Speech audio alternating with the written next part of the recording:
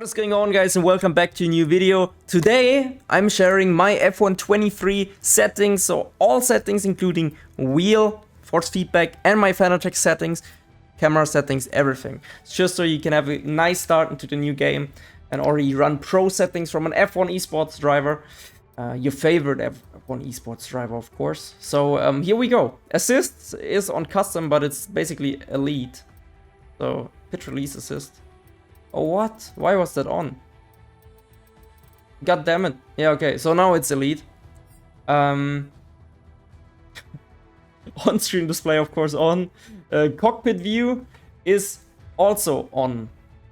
So, so the on-screen display in the cockpit cam, because you get a little bit more information, I think. It's pretty helpful. It doesn't look as realistic, but, you know, I run TV pod cam, so realism is not what I'm seeking. I'm seeking more lap time. Track map on full track map, because there's no reason not to run it. You can definitely see where your competitors are when they pitted, if they are in traffic or not, so you can also adjust your strategies better, and yeah, just very helpful. Virtual mirror, I currently run it on. Last year I didn't run it on anymore, but now I do. And the permanent session timer is also on. Very important, because then you can see how much time is remaining in a qualifying or practice session. The OSD settings I will share with you later on. So yeah, we're skipping through these, and then afterwards I will show you these. Getting to my wheel settings. So first of all, these are the buttons. It's literally, you can pause it. I mean, in the end, the button is down to whatever you want to run. It's not going to make you faster. It's just what's more comfortable for you to press. The force feedback is what can make you faster. And also, I run my, where is it? The generic settings. My overtake on hold and not on toggle, because it's a bit more precise and realistic in my opinion. So, calibration, I run my brake dead zone on 2, and just so I don't hold the brakes on the straight or anything. It's down to your brake pedal, so you shouldn't copy it. Just check with the input in the game. You can do that by pressing 11 like here and see your brake, and if you're holding it a little bit and you have no input, that's okay. It just shouldn't be like too much of a dead zone or too little, so you don't hold it on the straight. With my force feedback, I'm running 50 at the moment, 20 on-track effects, so all of the effects from the road. Rumble strip is from curbs, so I run that on 15, so you have a bit more feeling when running over curbs. If you feel like the curbs annoy you, just turn it off. Off-track effects, I run it on 10, just so you can feel when you're driving on the grass and gravel a little bit more.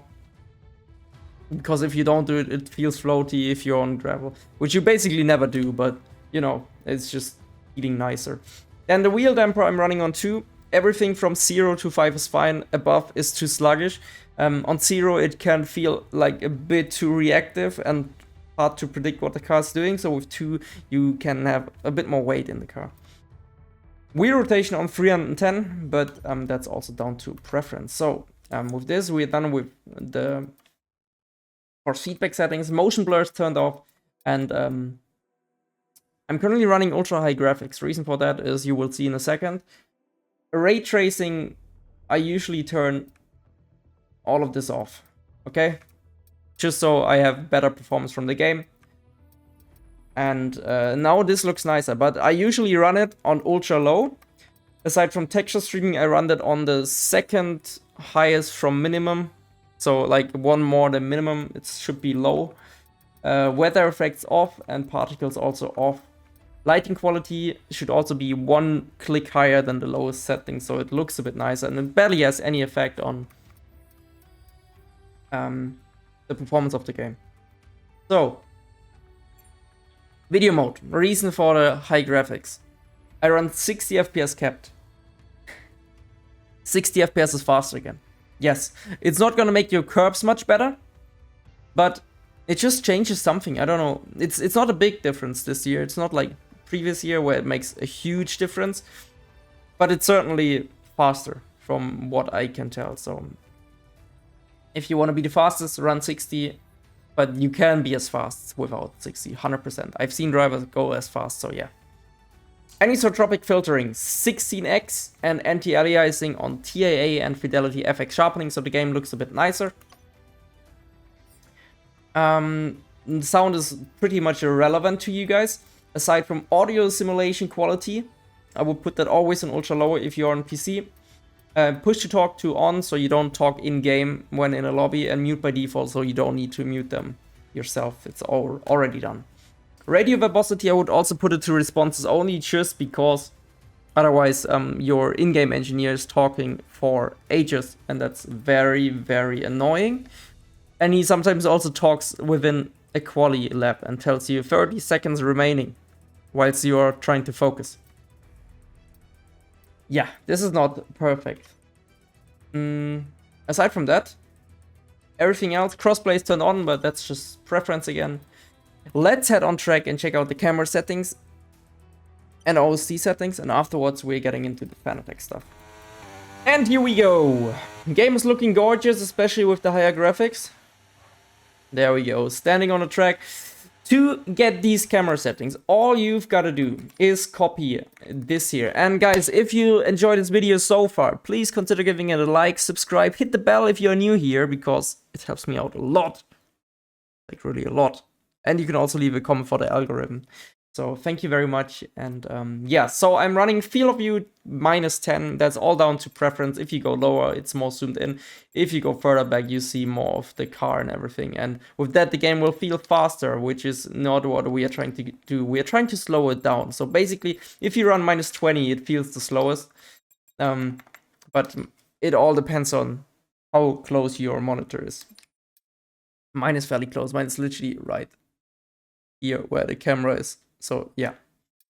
Then vertical on 20, angle -20, mirror angle on 0, camera shaky movement is turned off. And for the cockpit cam settings, because I know some of you are driving a cockpit cam, I would run -6 field of view, then 10 vertical, -3 angle, and camera shake movement, look to apex limit, all turned off. And of course also the halo column, because on a monitor it doesn't work how it works in real life. Getting into the OSD settings. A lot of you have been asking in my stream, what did I do to my OSD? Because it looks fairly clean. I think it's pretty good. First of all, I'm basically putting everything to 85%, most of the things at least, like the lap counter, and then put it right into the corner. I turned off some of the annoying bits like favorite goals or a wrong way indicator or tutorial messages, because why would you need them? Yeah. Then with the minimap, I have it on 65 just because it would block where I put it with the laps and positions. Then the timing sectors in the top right, I have put it to 85. Timing position, same thing. Timing pill, same thing. MFD in the bottom right, I've put it to 85 as well. The pit window on 60. And top right, this is very small, on 50%, is just the connection warning icons. Just because it's interesting to see it if you have connection troubles, but it's not gonna change. Like, you still need to drive, so it doesn't matter. I don't want to get distracted by it. Message system, I have that on 70 and right below the virtual mirror, so this is also including fastest lap. Virtual mirrors on 90 and right centered in the top of the screen. Then 90% for the F1 dial, which is also your telemetry, so gas, the throttle, brake, gears, RPM. So it's still centered on the car. The reset to track timer on 50% and right centered in the middle of the screen. Then tutorial messages and wrong way indicator, both hidden. Grid box indicator is on 90% and also centered in the screen, and the left notification is also on 65. So yeah, this is pretty much it, but also you can see in the bottom left, layout race. Guys, it's very important for you to make sure you do the OSD customization for race, qualifying, and time trial. If you would do this now for race and you would go into time trial, it would not look the same. it would not use your custom OSD. So you need to do it for every single mode. I can show you. If I now go layout and press F9, it will change the qualifying bottom left and looks a little bit different. Then here, I didn't change anything here. This is the normal practice one. Look how clustered up it is. So time trial again, way more clean than here. Pirelli hot laps also completely clustered. Why would you put the visual mirror so low? Like, this looks awful. Really awful. So yeah, there you go. That's what you need to do. Now we are still heading into the Fanatec force feedback settings. So let's do this pretty quick. I run 310 rotation, 90% force feedback strength, force feedback scaling is on peak. The NDP is on 20%, the NFR on 5%, interpolation on 2 or 3, and force effect intensity on 60. That literally is the force feedback that you get from the game. So if you drag it to 0, you will have no feeling. If you drag it to 100, you will feel it rumble a lot. You can change this with the interpolation. So you could also drag this to 100, get the most feeling from the game, and then put it a little bit higher so the wheel doesn't rumble as much. Force effect is just making the wheel resistance heavier, is on 90, and the spring effect and damper effect is turned off. Wheel vibration on, and brake force is 30%. It's also going to be relevant to you guys what kind of rubber I'm using if you want to copy the brake force. So I'm running 385 rubbers with the black spring on the CSL Elite Pedals V2. So if I press hard into the brakes, it's quickly on and I can still ease off with a lot of feel. This is what you need to do for threshold braking and trail braking. So yeah.